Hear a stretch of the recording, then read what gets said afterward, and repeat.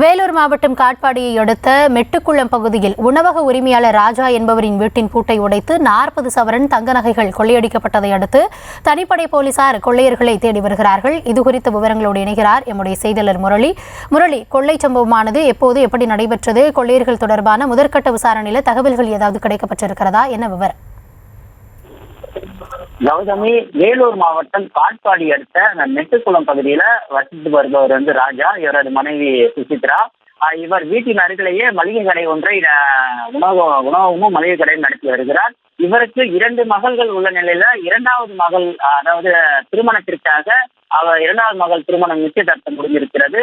அதற்காக அவர் சிறுக கிட்டத்தட்ட ஒரு 30 லட்சம் மதிப்புல 40 சவரன் தங்க நகைகளையும் 500 கிராம் வெள்ளி நகைகளும் வீட்டில வாங்கி வைத்திருக்கிறார். இந்த நிலையில் நேற்று அதிகாலை 4:30 மணி அளவில், அதாவது இரண்டாவது மகள் திருமணத்திற்காக உடைகள் வாங்குவதற்காக சென்னைக்கு சென்றிருக்கிறார் ராஜா குடும்பத்துடன்.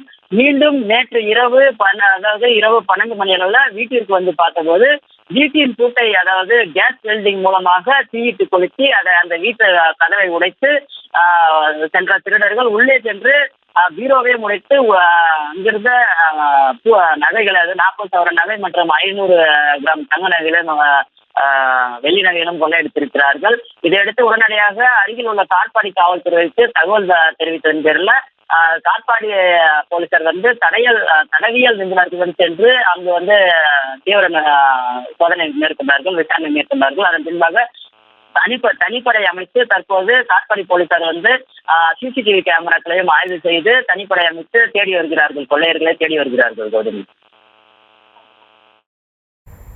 விவரங்களுக்கு நன்றி முரளி.